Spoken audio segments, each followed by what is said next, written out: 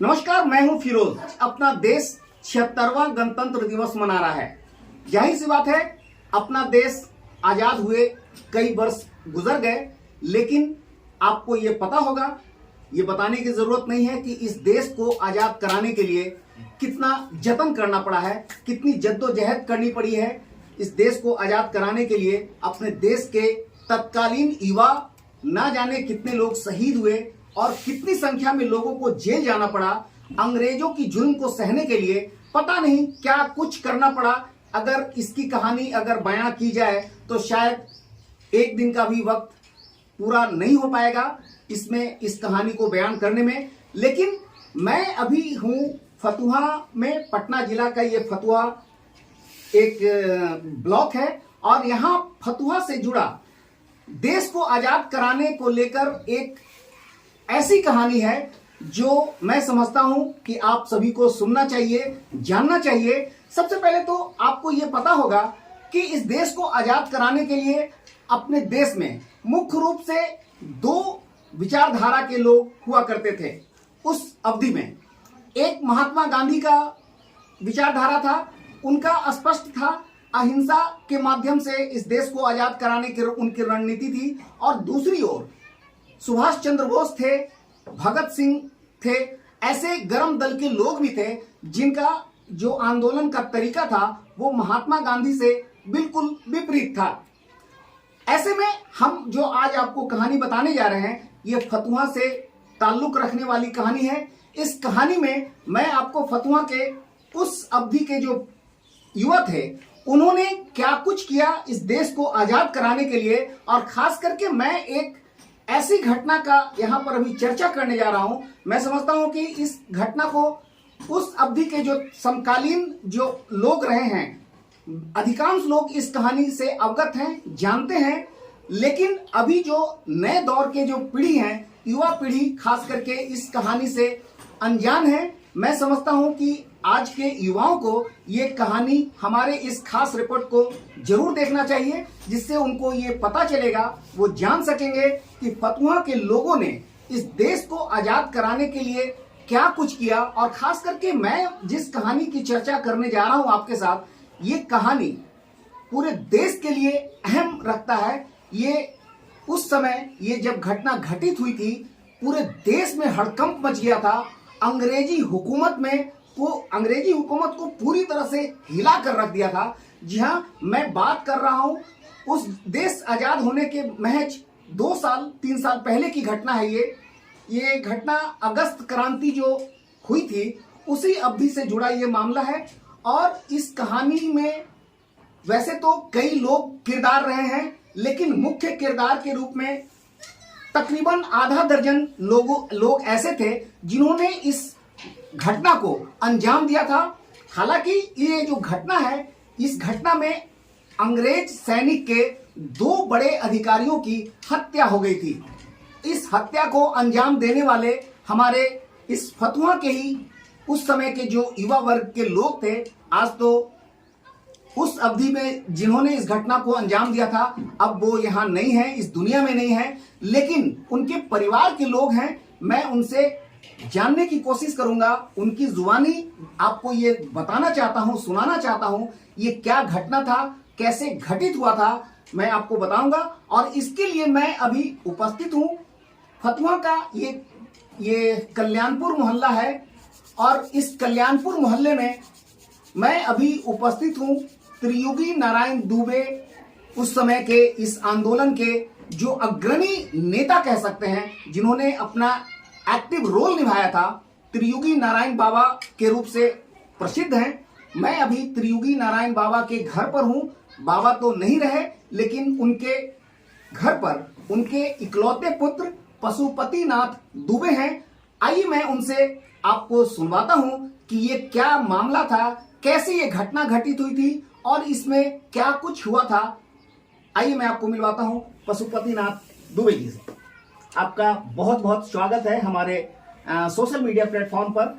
और खास करके मैं आपसे उस आंदोलन के बारे में जानना चाहता हूं जिसमें आपके पिताजी त्रियुगी नारायण दुबे, जो एक महान शख्सियत कह सकते हैं उस अवधि के, उन्होंने जो घटना को अंजाम दिया था युवाओं के साथ मिल करके, वो क्या मामला है, क्या वाकया है, मैं आपकी जुबानी जानना चाहता हूँ। 9 अगस्त का दिन था और उस समय भारत छोड़ो आंदोलन चल रहा था। करो भारत छोड़ो आंदोलन एवं करो या मरो आंदोलन चल रहा था। उसी समय पटना में 9 अगस्त को ही काफ़ी दमन चक्र चला, जिसमें बहुत से लोग गिरफ्तार किए गए। ये सूचना जब फतुहा वाले लोगों को मिली तो 13 अगस्त को सोमवारी मेला था। यहाँ से पटना लोग जाने का तो एक मंडली बना करके लोग 13 अगस्त को पटना गए सोमवारी मेला देखने के लिए, जो आज भी लग रहा है वहाँ कलेक्ट्रेट के पास। वहाँ का जिलाधीश उस समय आर्चर थे, काफ़ी बर्बर तरीके से लोगों के से पेश आ रहे थे। और एक वहाँ पर कलेक्ट्रेट के पास एक चर्च है, चर्च में यही शिक्षिका एक थी जो तिरंगा फहराने के लिए बेताब थी और तिरंगा फहराने के को जा रही थी। आर्चर उसको रोकने का प्रयास किया, बहुत समझाया, लेकिन वो नहीं समझी। यहाँ तक कि उसके एक बच्चे को लेकर के उसको गोली से मार दिया माँ के सामने। फिर भी वो महिला जो थी वो झंडा फहरा चर्च पर, तिरंगा। काफ़ी भीड़ थी, तुम्हारी मेला भी था, इस वजह से काफ़ी भीड़ थी। और सब लोगों को, जितने भी युवा वर्ग थे, उन लोगों को अपने सरकारी कार्यालय को भी यह कह रहे थे कि आप लोग इसको बंद कीजिए, इसको आप हमारे सहयोग दीजिए हमारे इस आंदोलन में। लोग नहीं माने। आर्चर जो गोली चलवाया, उसके बाद भीड़ जो है बेकाबू हो गया और बेकाबू होकर के काफ़ी लोग रोड़ा पत्थर फेंकना शुरू किए, लाठीचार्ज हुआ। उसमें 7 लोग वहाँ से लोग चल दिए और यहाँ आकर के एक मीटिंग किए, वापस फतुआ आ गया और वहाँ दमन चक्र चल ही रहा था। यहाँ 13 अगस्त को इन लोगों को सूचना मिली कि 13 अगस्त को अंग्रेज के आला अधिकारी, सेना के आला अधिकारी के साथ सेना की गाड़ी आ रही है पूर्व से पश्चिम की, जो पटना में दमन चक्र को सहयोग करेंगे।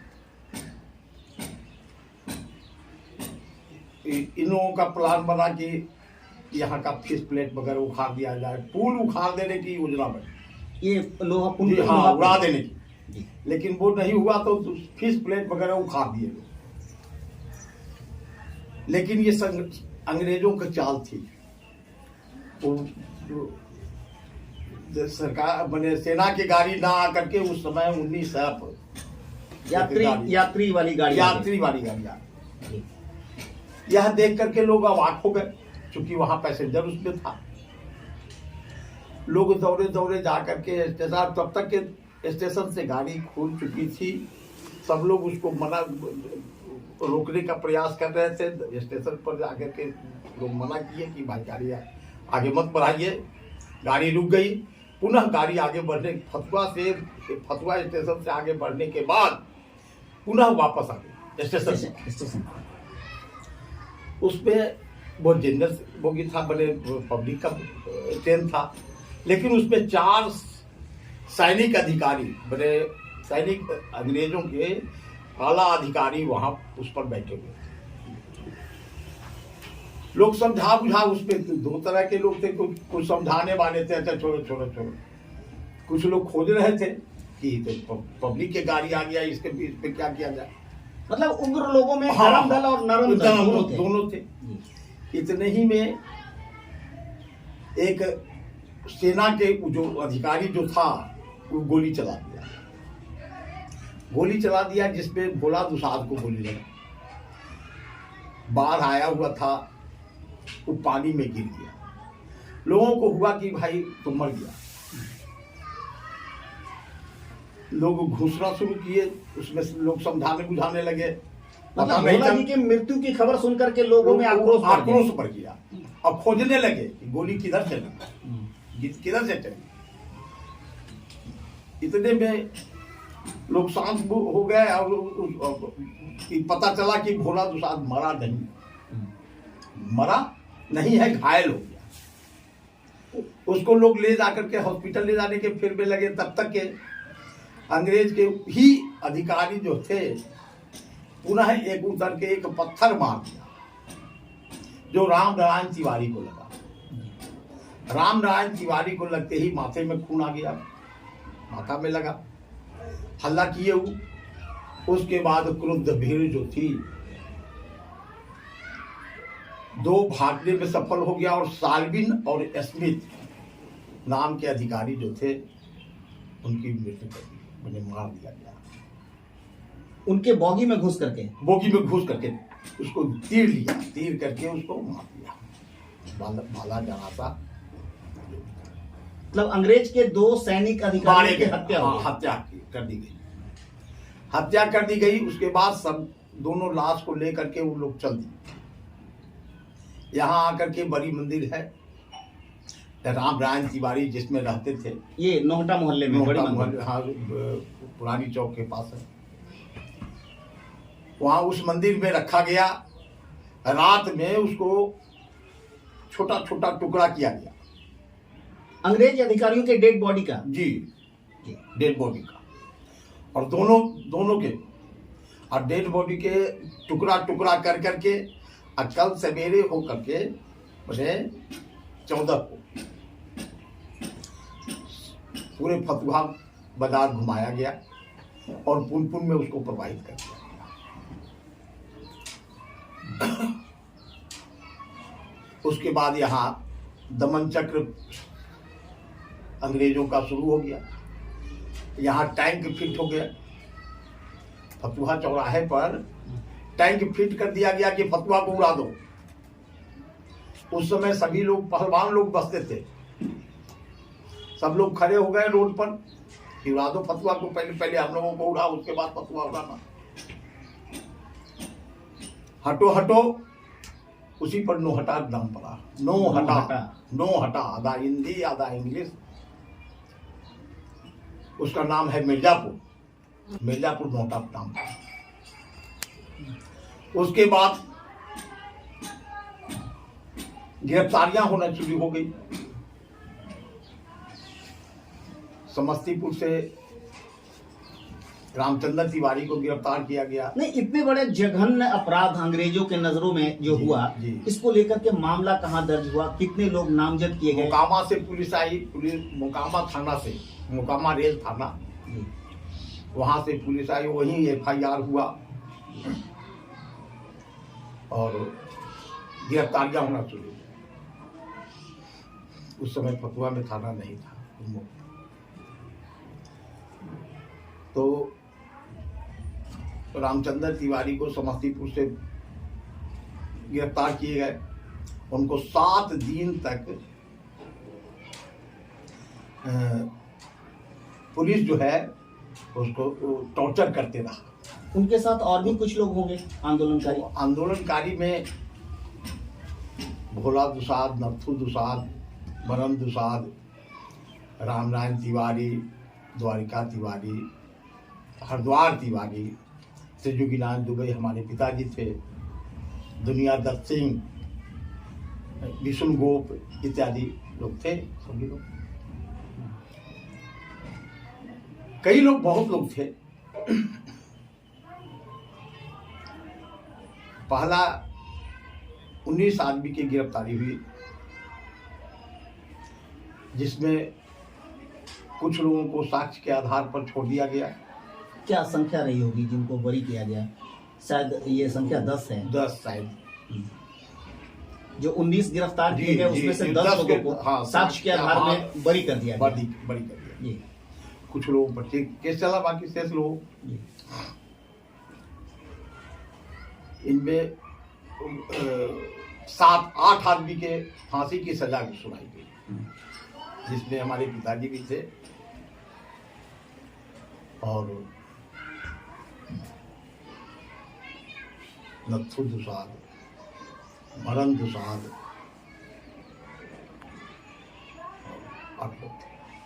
8 लोगों को फांसी की सजा सुनाई। उम्र कैद भी हुआ होगा। बाकी शेष लोगों को, कुछ लोगों को 5 साल की सजा हुई, कुछ लोगों को आजीवन कारावास। फिर 19 लोगों को पुनः गिरफ्तार किया गया। इस तरह से लगातार गिरफ्तारियां होती रही। राजेंद्र बाबू उस समय थे, महात्मा गांधी थे, जेबी की गुलामी थे, ये लोग लीड करने वाले थे, नेता लोग थे। इन्हीं लोगों के संरक्षण में ये लड़ाई चल रही थी।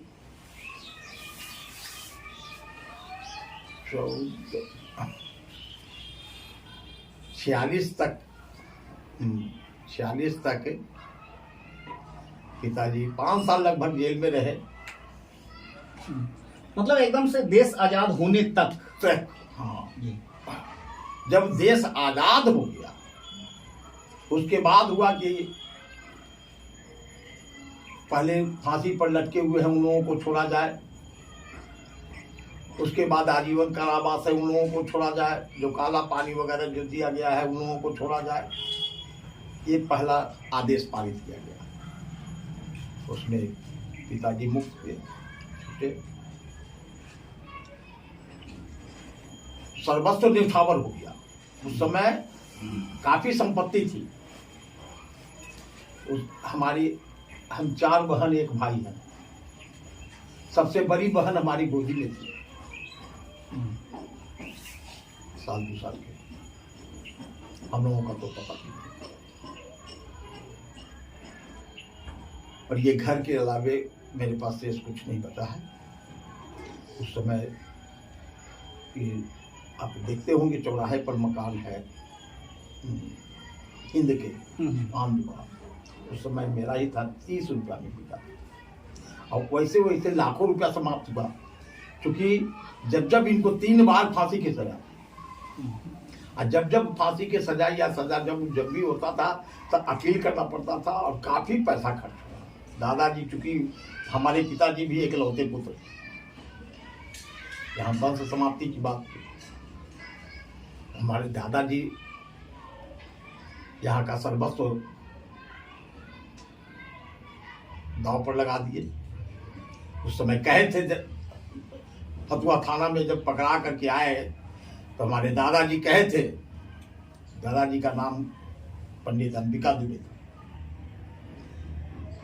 कि सरकार तुमको फांसी से कोई रोक नहीं सकता, फांसी देगा ही, तुम अब समाप्त हो जाओगे। अपने मुंह से किसी का नाम मत बताना, न तो उसका भी फांसी पड़ जाएगा। हम तुमको बंदे नहीं देंगे, हम अपना शरीर बेच के हम तुमको बचाएंगे। ये आपके दादाजी का कहना? दादाजी का फतुहा थाना और शालीग्राम की मूर्ति। उस समय फतुहा थाना थी 42 में? हाँ। अच्छा। शालीग्राम की मूर्ति, एक गीता दादाजी बाबूजी को दिए कि बेटा यही तोहर मैया बाबू है, तुम इनकरे सेवा करिए।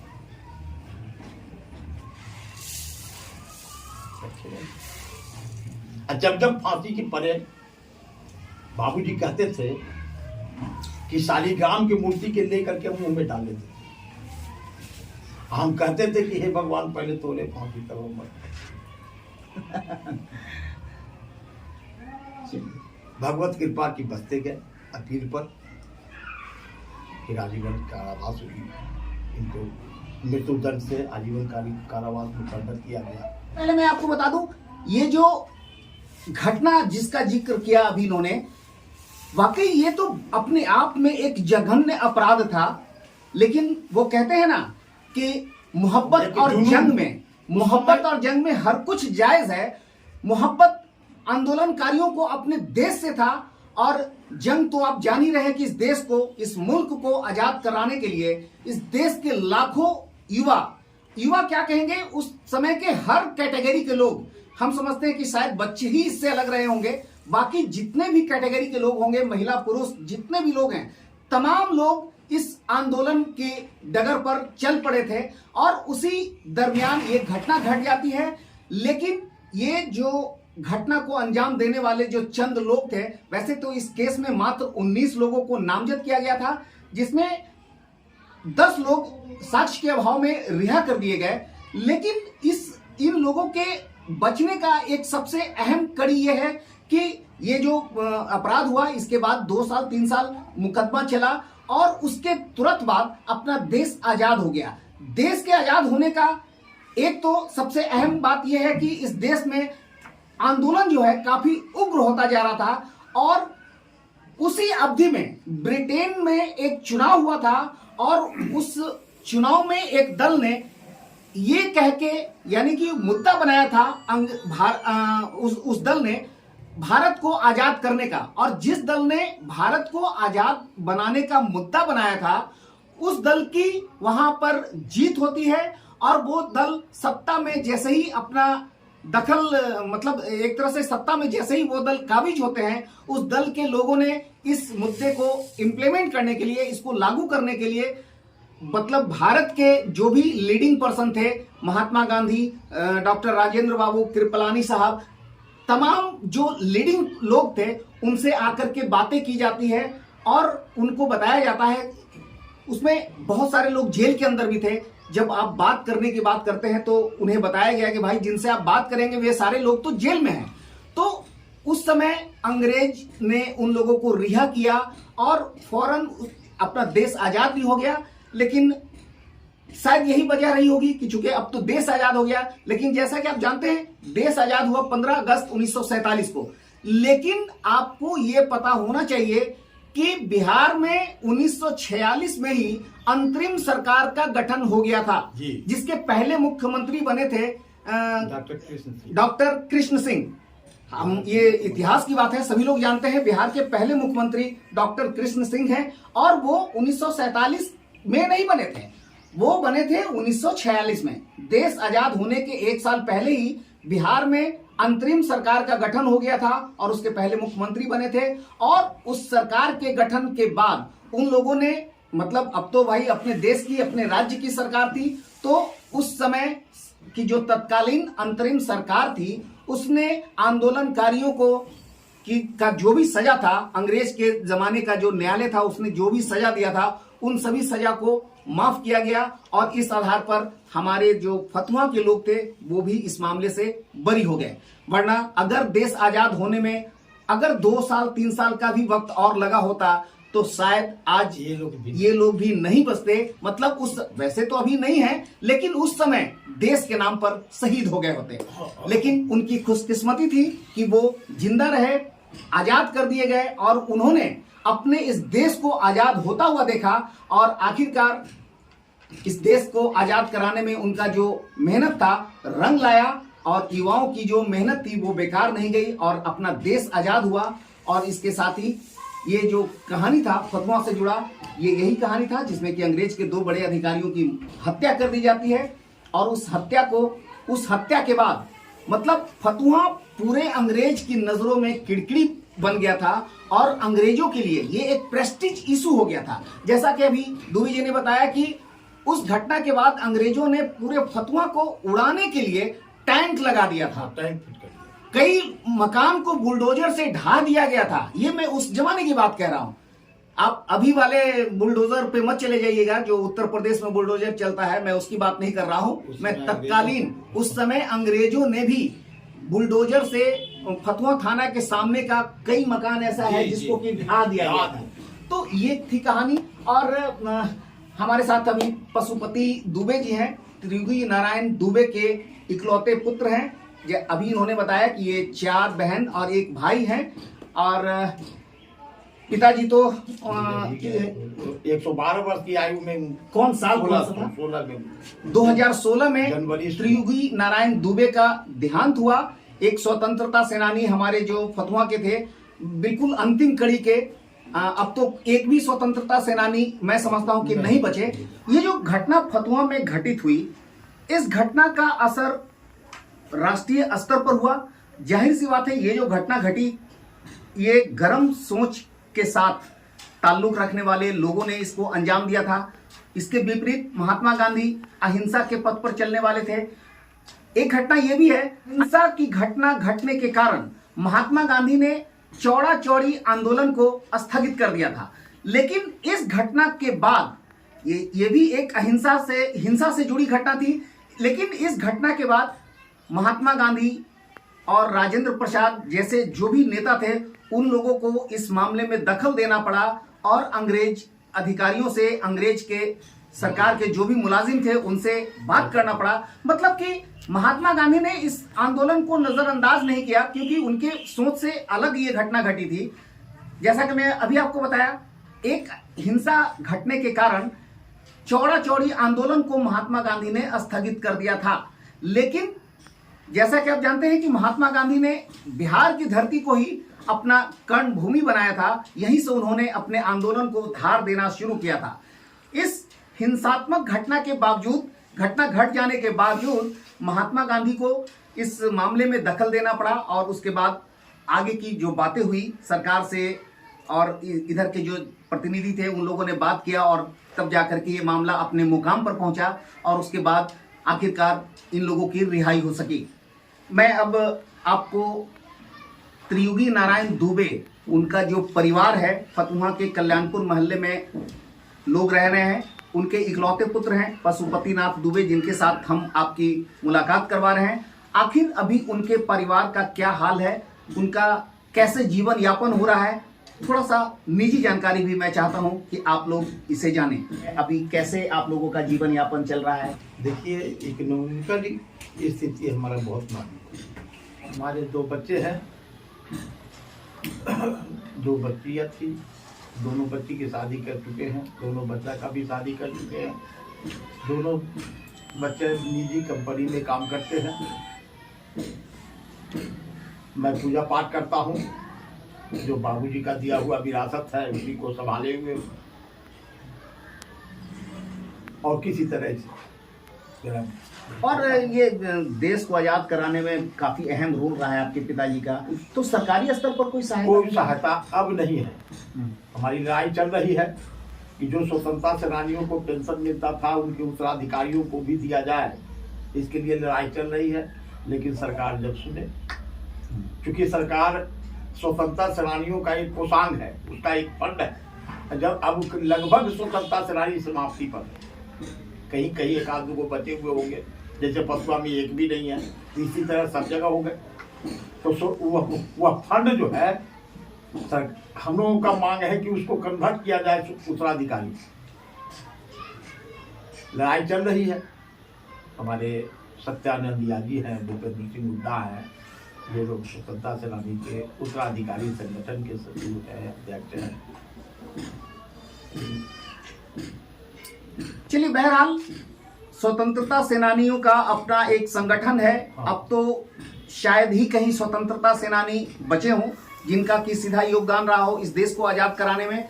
अब बचे हैं तो उनके उत्तराधिकारी, इनकी अपनी मांग है, अपनी लड़ाई है कि इन्हें भी कुछ सरकारी सहायता दी जानी चाहिए, लेकिन इनका लड़ाई जारी है। और मैं आपको बता दूं कि ये जो मैं आपको कहानी अभी इनके जुबानी सुनाया कि इस देश को आजाद कराने में यहाँ के युवाओं का, फतुहा के युवाओं का, तत्कालीन युवाओं का क्या योगदान रहा, कैसे उन्होंने अपने आप को इस देश को आजाद कराने के लिए झोंक दिया। उन्होंने अपनी, जाहिर सी बात है, किसी अंग्रेज अधिकारी की हत्या करना अपने आप में ये एक बहुत बड़ा साहसी कदम था। वो जानते थे कि इस घटना के बाद शायद उनको और उनके पूरे परिवार को तबाह किया जा सकता है, बावजूद इसका परवाह किए बगैर इन लोगों ने इस घटना को अंजाम दिया बिना कुछ सोचे। शायद एक जुनून था इस देश को आजाद कराने का। मैं सैल्यूट करता हूं अपने इन पूर्वजों को जो देश को आजाद कराने के लिए उन्होंने अपना सब कुछ न्यौछावर कर दिया। लेकिन कहते हैं ना कि देश को आजाद कराने का जो जुनून होता है, इसके लिए शायद अपनी जो निजी लाभ और फायदे की बात होती है वो उसके सामने बहुत बौना साबित हो जाता है। और यही वजह है कि लोगों ने इस देश को आजाद कराने के लिए बढ़ चढ़कर के हिस्सा लिया। और ये कहानी बताने के पीछे हमारा मकसद ये है कि अपना देश इतना बड़ा देश है, लेकिन फतुहा एक छोटा सा जगह होने के बावजूद इस देश को आजाद कराने में यहाँ के लोगों ने काफी अहम रोल निभाया है। मैं चाहता हूं कि इस मेरी रिपोर्ट को, मेरे इस खास रिपोर्ट को नई पीढ़ी के युवा जरूर देखें। इससे उन्हें जानकारी मिलेगी कि आखिर उनके पूर्वजों ने क्या कुछ किया है। तो ये हमारी खास रिपोर्ट खास करके युवाओं के लिए है। आप हमारी इस रिपोर्ट को जरूर देखें। और इसके साथ ही मैं आपको फिर मिलूंगा किसी खास रिपोर्ट के साथ। फिलहाल इतना ही। हमारे वीडियो जर्नलिस्ट मणिकांत के साथ फिरोज की ये खास रिपोर्ट। नमस्कार।